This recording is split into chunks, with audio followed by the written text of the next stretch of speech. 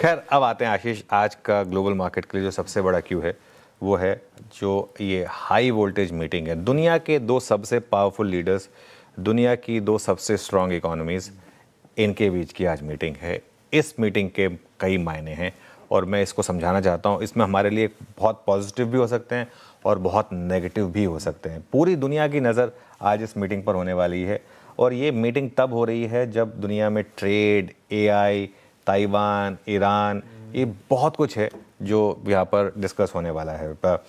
देखिए, जो बैठक के मेन मुद्दे निकल कर आने वाले हैं ना, वो क्या होंगे?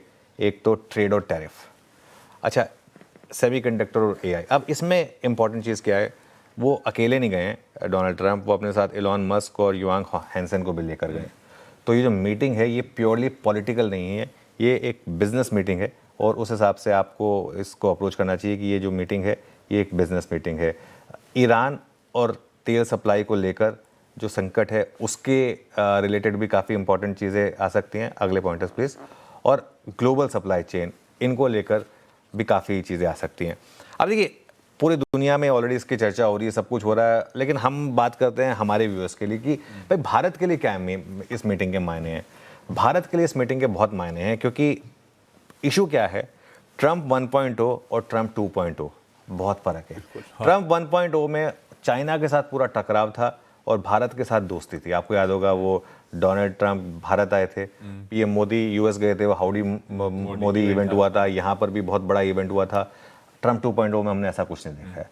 और ट्रंप 2.0 में एक चीज़ क्लियर है, भारत और अमेरिका के रिश्ते काफ़ी ख़राब हुए, टैरिफ बढ़ा, हमारे ऊपर उन्होंने पेनल्टी लगाई, जबकि चाइना रशिया से ज़्यादा ऑयल लेता था हमसे, उनके ऊपर नहीं लगाया, उनका टैरिफ पहले कट किया हमसे। और अभी भी देखिए, अगर आप तो पहले चीन गए भारत जाने के बजाय, तो ये चीज़ तो क्लियर है कि कहीं ना कहीं एक थोड़ी सी एक हल्की सी नेगेटिव फीलिंग तो आती है इस चीज़ को लेकर, ठीक है।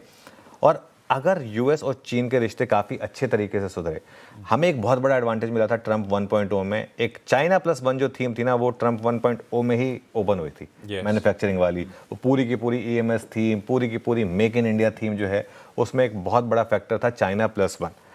अब कहीं ना कहीं क्या डोनाल्ड ट्रंप को ये रियलाइज़ हो रहा है कि नहीं, चाइना को इग्नोर करना मुश्किल है, क्योंकि जो चाइना का मैन्युफैक्चरिंग स्केल है, हम उसका मुकाबला अभी तो नहीं कर सकते। हो सकता है आगे कर पाएँ, लेकिन अभी तो शायद नहीं कर सकते हैं।